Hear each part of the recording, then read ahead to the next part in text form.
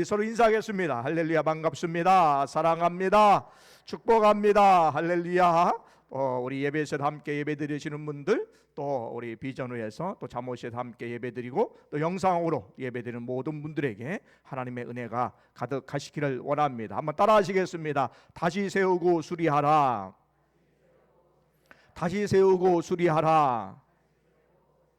일명 다세수입니다. 여러분 오실 때 다 세수하고 오셨죠? 네, 구원받은 자는 세수하듯이 우리의 신앙을 다시 한번 점검하고 또 회개하는 그러한 마음으로 또 말씀을 받기를 원합니다. 우리는 계속해서 다시 세우고 수리하라라고 하는 말씀의 네 번째 말씀을 들으면서 에스라와 느헤미야가 성전을 재건하고 또 성벽을 재건하는 일을 통하여 우리의 신앙도 다시 한번 점검하고 무너졌던 것들을 다시 세워야 된다라는 말씀의 어떤 신앙을 우리가 함께 나누기를 원합니다. 에스라 1장에 있는 말씀은 바벨론의 포로로 잡혀갔던 자들이 돌아오는 사건이 기록되어 있습니다. 에스라 2장에 있는 말씀은 돌아온 사람들이 누구인가 그 명단에 대해서 이렇게 쭉 목록을 제시하고 있고요. 3장에 있는 말씀은 이스라엘 백성들이 이제 돌아와서 성전터에 제단을 세우고 성전 기공식을 성전 기초를 세워서 공사를 시작하는 장면이 나옵니다. 오늘 본문에 있는 말씀은 공사를 시작했는데 공사가 중단된 이야기를 우리가 알 수가 있습니다. 오늘 바벨론에서 포로로 잡혀온 사람들이 성전 건축을 하게 되었는데 우리도 성전 건축에 참여하게 해달라라고 하는 사람들이 있었습니다. 우리도 성전 건축을 함께 하자라고 제안한 사람이 있는데 우리 1절과 2절에 있는 말씀을 우리 다시 한번 함께 봉독해 올리겠습니다. 시작. 사로잡혔던 자들의 자손이 이스라엘의 하나님 여호와의 성전을 건축한다 함을 유다와 베냐민의 대적이 듣고 스룹바벨과 족장들에게 나와 이르되 우리도 너희와 함께 건축하게 하라. 우리도 너희 같이 너희 하나님을 찾노라. 아수르 왕 에살 우리를 이리로 오게 한 날부터 우리가 하나님께 제사를 드리노라 하니. 아멘. 오늘 바벨론의 포로로 잡혀왔던 사람들이 성전 건축을 시작을 했는데 우리도 같이 하자라고 한 사람들이 있었다라는 거예요. 그들이 누구인가라는 것입니다. 함께 건축하게 해달라고 제안했던 사람들이 누구인가라는 것이죠. 아수르 왕이 기원전 예수님 오시기 전에 722년도에 북이스라엘을 침공을 하게 됩니다. 그래서 아수르 왕이 침공을 함으로써 북이스라엘이 멸망을 당하게 되시요. 그때에 아수르 산헤립이라고 하는 왕을 중심으로 한 이 아수르는 아주 큰 강대국이었습니다.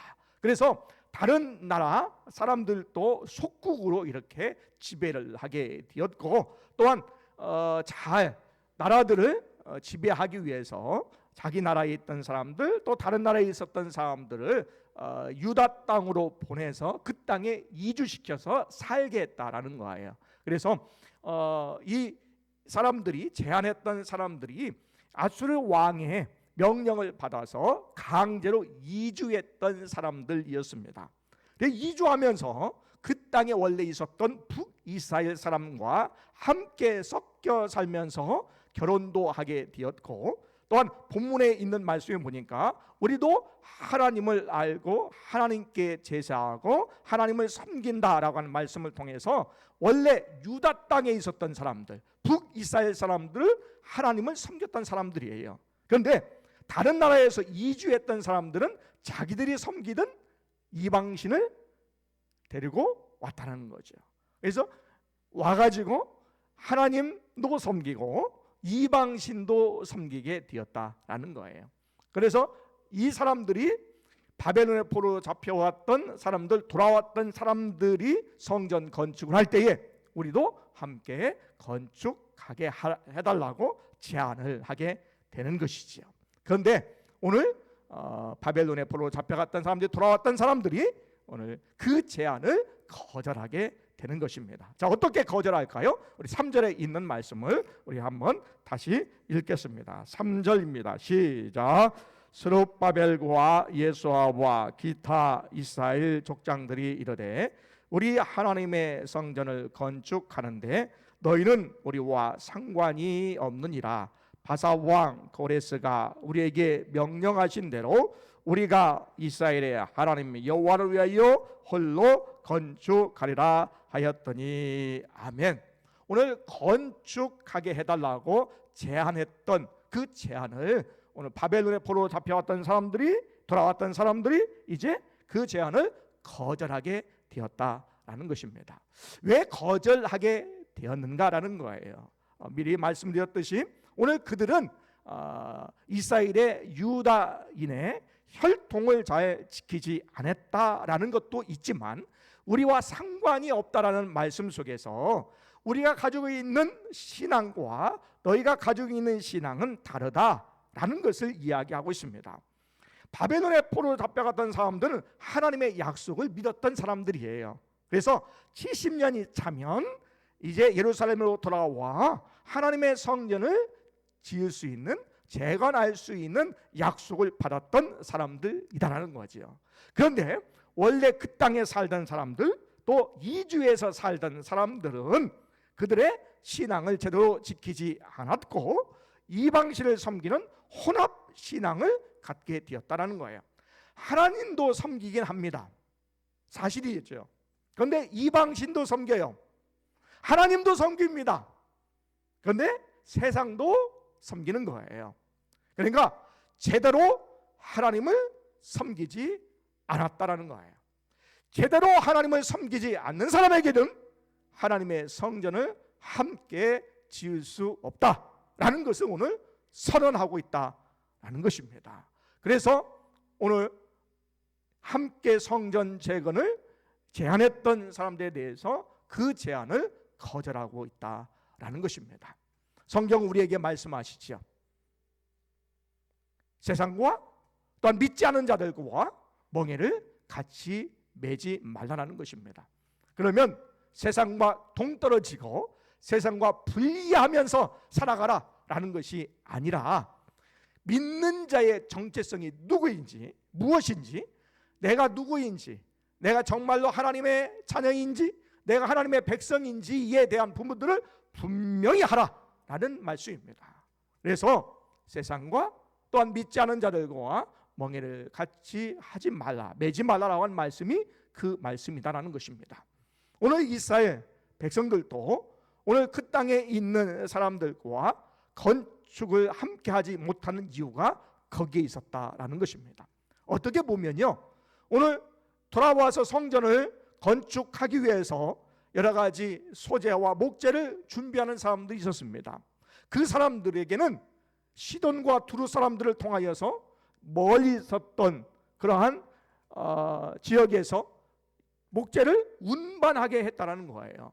그래서 이방 사람들에게 먹을 것도 주고 마실 것을 주면서 운반하게 했던 그러한 일들도 있었는데 왜 그들에게는 성전 재건에 참여하지 못하게 했을까라는 거예요.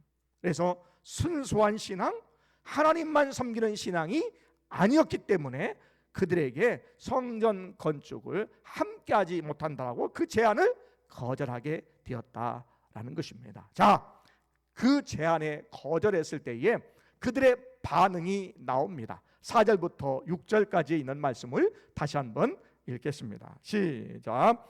이로부터 그 땅 백성이 유다 백성의 손을 약하게 하여 그 건축을 방해하되 바사 왕 고레스의 시대부터 바사 왕 다리오가 즉위할 때까지 관리들에게 뇌물을 주어 그 계획을 막았으니 또 아하수에로가 즉위할 때에 그들이 글을 올려 유다와 예루살렘 주민을 고발하니라 그랬습니다.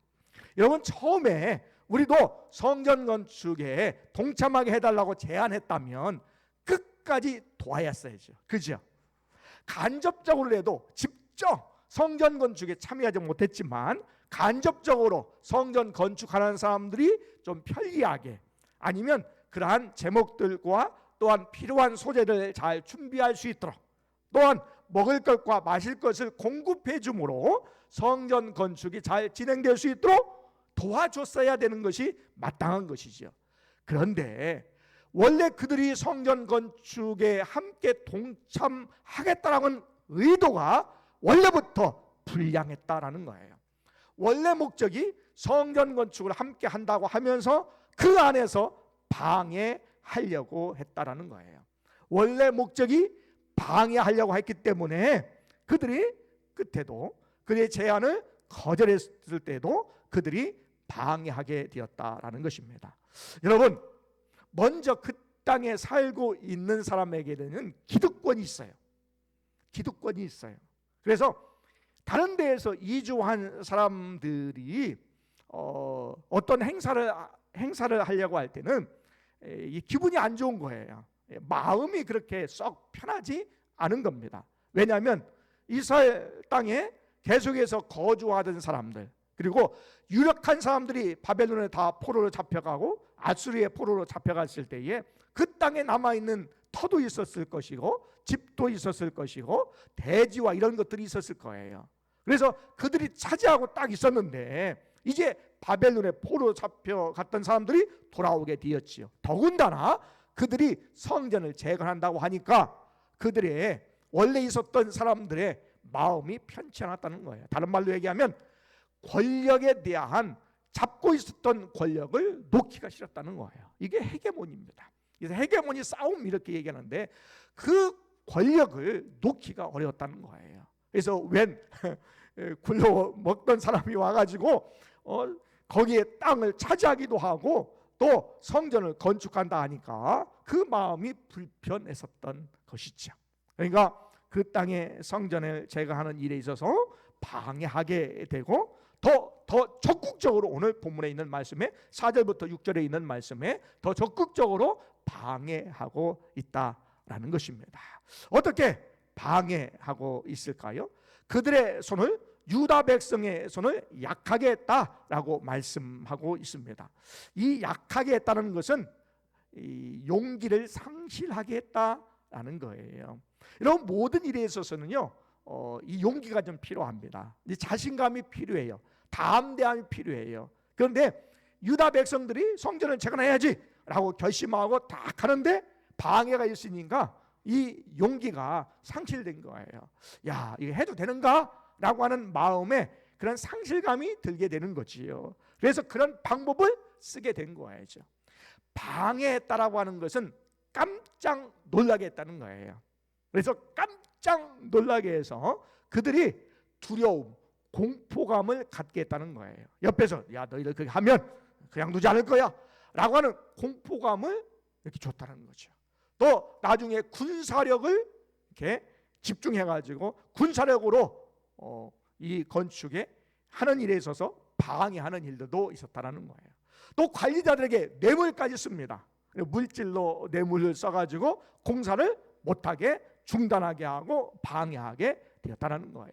그리고 왕이 세워질 때마다 왕에게 상소문을 올리고 고발장을 씀으로 말미암아서 그들이 성전 건축하는 일에 방해했다는 것이죠. 그래서 6절부터 이하에 있는 말씀이 상소문 올린 내용이에요. 그래서 본문 다 읽진 않았지만 그 말씀을 통해서 그들이 어떻게 방해했는지를 알 수가 있습니다. 대적은요, 한 번 방해하고 끝나는 것이 아닙니다. 계속해서 방해합니다. 수단과 방법을 가리지 않고 방해하는 것이죠. 하나님의 일에 있어서 특별히 건축하는, 성전을 건축하는 일, 큰 일에 있어서는 대적들이 반대하는 경우가 많이 있다는 것을 우리가 기억을 해야 됩니다. 그래서 오늘 이스라엘 백성들 안에서 그 땅에 살던 사람들이 방해하고 있다는 것을 알 수가 있죠. 그런데 왜 이스라엘 백성들이 바벨론에 포로 잡혀갔던 사람들이 돌아와서 그들의 제안을 왜 거절하게 되었을까? 왜 그 이유가 도대체 무엇일까라는 것이죠. 첫 번째는 순수한 신앙 때문에 그렇다 라는 것입니다. 그래서 하나님의 약속을 믿고 순수한 신앙을 가지고 있는 사람에 의해서 교회 건축이, 성전 건축이 이루어져야 된다고 하는 분명한 신앙이 있었기 때문에 그들의 제안을 거절하게 되었고, 우리가 하나님 여호와를 위하여 홀로 건축하리라 라고 서원하게 되었습니다. 여러분, 옆에서 좀 도와주면 훨씬 쉽잖아요, 그죠? 누구든지 예수 믿지 않은 사람도 도와주면 참 좋고, 그리고 그냥 또 신앙이 좋든지 조금 뭐 세상도 섬기고 그냥 그렇게 해도 교회 좀 잘, 성전을 좀 잘 멋지게 좀 지으면 뭐 괜찮잖아요, 그죠? 괜찮잖아요. 그런데 그렇지 않다는 거예요. 어려움이 있어도, 성전 건축에 중단이 있어도 실질적으로 14년 동안 성전 건축이 중단되었습니다. 그럼에도 불구하고 그렇게 해서는 안 되는 일이 있었어요. 그것은 신앙의 순수성이었습니다. 하나님의 약속의 말씀을 받고 그 약속의 말씀을 굳게 지키는 신앙의 순수성이 그들에게는 더 중요했다는 거예요. 건물이 중요한 게 아니었습니다. 물론 건물이 중요하죠. 그러나 그것보다 더 중요한 것은 하나님의 약속의 말씀이에요. 신앙의 순수성이다 라는 것입니다. 제가 인도에서 사역을 하면서 1년 후에 처음에 저를 선교사로 파송하겠다라고 결정했던 교회가 천안성결교회였습니다. 우리가 훈련 때에 초대를 해가지고 방문해서 간증을 하게 됐는데, 간증하면서 이렇게 그 파송을 결정하셨다라고 말씀을 하셨어요. 그래서 나중에 파송을 받고 또 인도에 갔는데 1년 정도에는 특별한 일은 하지 않았습니다. 그래서 보통은 1년, 2년 정도는 언어 연수를 하게 해서 다른 사역을 가급적 하지 못하게 이렇게 하기도 하지요. 그런 과정에 1년 정도가 지났는데 그 교회에서 교회 건축 후원을 하겠다라고 이렇게 연락이 왔습니다. 처음 맡은 거죠.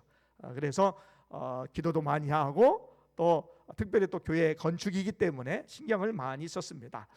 보통 건축을 하게 되면 또 여러 교회가 있고 또 거리가 이제 멀다 보면 기본적으로 우리 선배님 통하여서 한 3번, 4번 정도 초기에 또 중간에 또 점검하면서 또 마지막에 그렇게 가도 굉장히 많이 가는 것이다 라고 말씀을 해주시고, 그렇게 이제 지도를 받게 되었는데, 처음 하는 거라 부담도 되고 염려도 되고, 그래서 비행기 타고 1시간 45분을 가야 돼요. 그래서 그것을 여러 번 이제 가게 되었습니다. 그래서 확인도 하고 보기도 하고 계속해서 한국의 교회에 보고를 하게 되었습니다. 이제 한 2-3달 전부터 한국에 한 30여 분 정도가 인도에 방문을 봉헌 예배 드리기 위해서 오시겠다라고 약속된 상태였어요. 한 일주일 정도 이제 봉헌 예배가 계획된 일주일 정도 전에 되었는데, 일주일 전에 새벽에 전화가 왔어요. 이제 오네시모 목사님이라고 하는 분이 전화가 왔는데 이분이 급하게 전화하면서 처음엔 영어로 막 하는 거예요. 그래서 이 교회 건축에 그 담임 목사님이 돌아가셨다라는 얘기를 해요. 저는 이제 충격이 좀 와서 이제 다시 이제 영어로 물어보고 좀 확인이 좀 필요해서 그분은 한국말 하니까 다시 이제 한국말로 또 재차 확인을 했어요.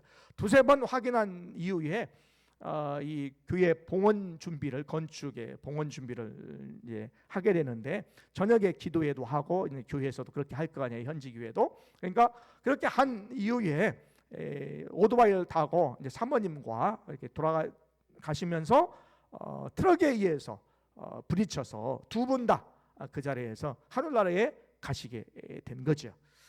사실 굉장히 큰 충격이었습니다. 이 교회 건축의 봉헌 예배 이 진행도 문제가 되고, 또 한국에 한 30여 분 오신다고 그랬는데 이분들의 스케줄도 이제 문제가 되지만, 더 중요한 건 어떤 마음이 딱 그 당에 딱 들었냐면, 혹시 하나님께서 나를 통해서 교회 건축하는 것을 원하시지 않는가, 그게 첫 번째로 딱 들어왔어요. 뭐냐면 하나님께서 예루살렘 성전 첫 번째 성전을 지으실 때에 이 하나님께서 다윗을 굉장히 사랑하셨어요. 그리고 다윗이 가는 곳마다 함께 하심으로 승리하게 하셨어요. 모든 전쟁에서 승리하게 하셨어요. 하나님은 특별히 다윗을 사랑하신 것이 사실이에요. 그러면 다윗이 하나님의 전 성전을 건축한다고 했을 때에 하나님께서 기쁘게 받으셨어야 되는데, 하나님께서 다윗은 피를 흘렸기 때문에, 많이 흘렸기 때문에 건축하는 것을 원하시지 않으셨어요. 그 하나님의 말씀이 생각나는 거예요. 그래서 제가 사람을 죽여서 피 흘리게 한 것은 아니지만 혹시 하나님 기쁘시게 하지 않은 일을 하지 않았을까라고 하는 자기 점검하는 시간이 있었어요. 그리고 회개할 부분이 있는가라고 생각하면서 뒤를 돌아보면서 회개할 것을 회개, 또 점검하는 그런 시간이 되었어요. 나중에 한 두세 달 후에 몇 분의 장로님과 또 목사님 오셔가지고 눈물의 봉헌 예배를 드리게 되었습니다. 저한테는 첫 번째 일이었고 또 특별히 교회 건축 일이기 때문에 굉장히 마음적으로 심적으로 부담되는 일이었습니다. 중간에 여러 교회를 건축하면서 힘든 일도 있었고 반대도 있었고 위협도 당하기도 하였고 또 여러 가지 방해 요소들도 많이 있었고 오해도 많이 받게 되었는데, 그때마다 첫 번째 신갈페루말9일 기념교회가 그분 목사님의 성함이 소반 사무엘인데 그 목사님의 이름으로 지은 교회를 생각하면서 첫 번째 하나님께서 그 어려움 중에 어떻게 인도하시고 또 건축하면서 어떠한 자세로 또 어떻게 건축해야 되는지에 대한 부분들을 가르쳐 주셨기 때문에 어려움이 있었지만 힘을 내고 끝까지 건축에 임했던 일이 있었다라는 것입니다.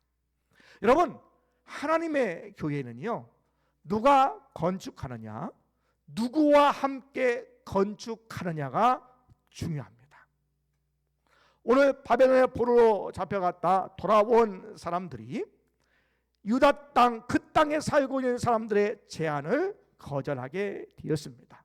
그러면서 우리가 하나님 여호와를 위하여 홀로 건축하리라 라고 선언합니다.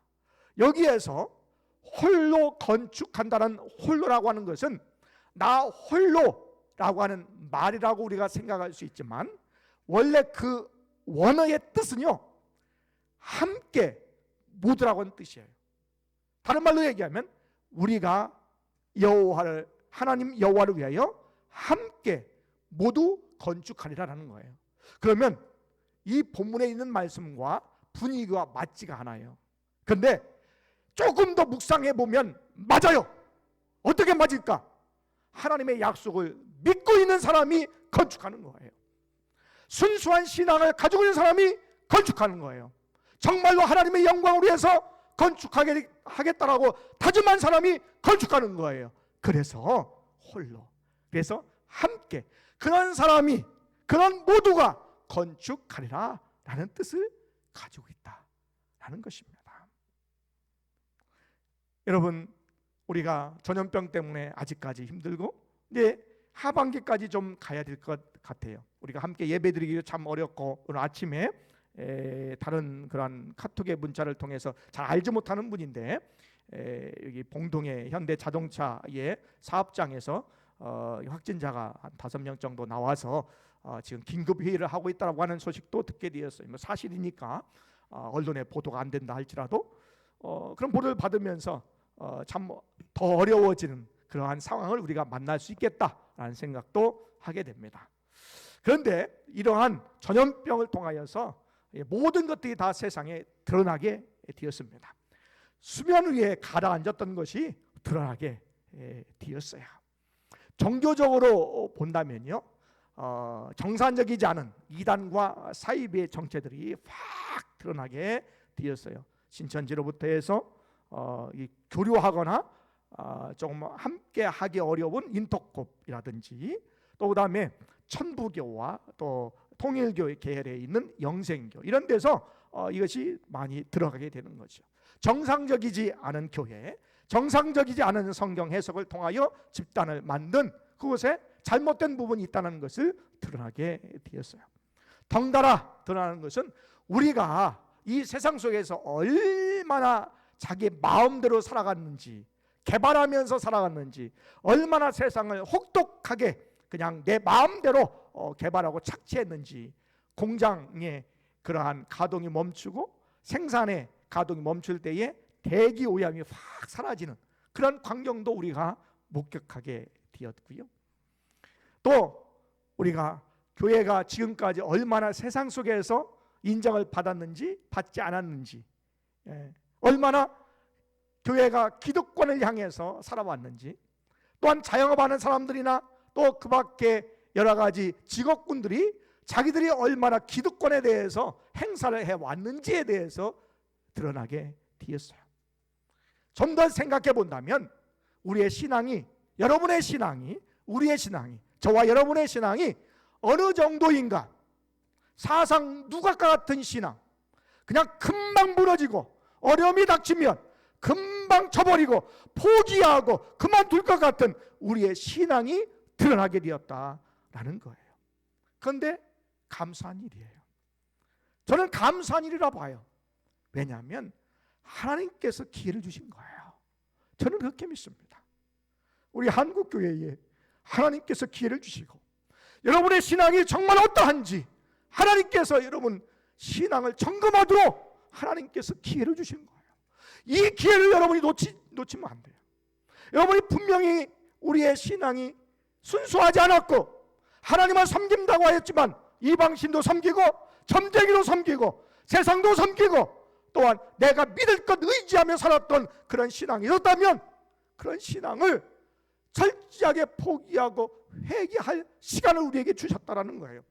여러분 정말로 하나님께서 오늘 여러분을 부르실 때에 할렐루야 하나님 제가 하나님께서 부르실 때를 기다렸습니다 라고 주 앞에 고백하며 나아갈 수 있느냐라는 거예요.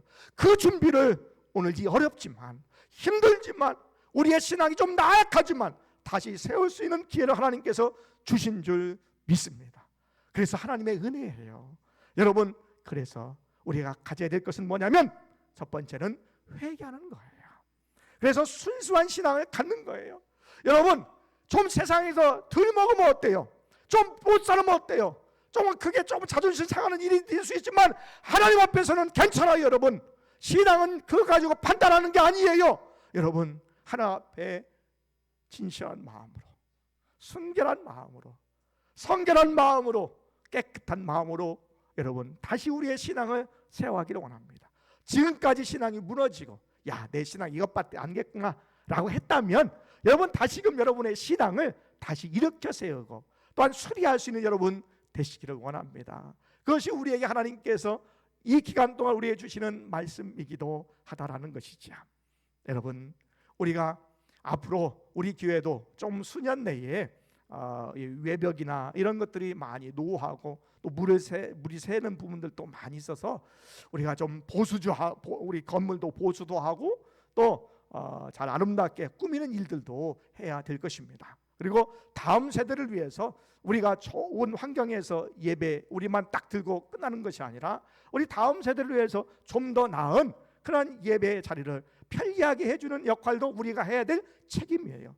내가 다 사용하고 내가 하고 싶은 거 다 하고 내가 다 쓸 거 다 쓰고 자녀들은 그냥 우리 믿음의 세대는 뭐 알아서 이렇게 하면 안 돼요. 그래서 그들을 위해서 애쓰고 수고하는 우리의 책임이기도 하다라는 거예요. 그런데 중요한 건 뭐냐면 건물 세우는 거, 교회를 세우는 거, 예배당 세우는 게 중요한 게 아니에요.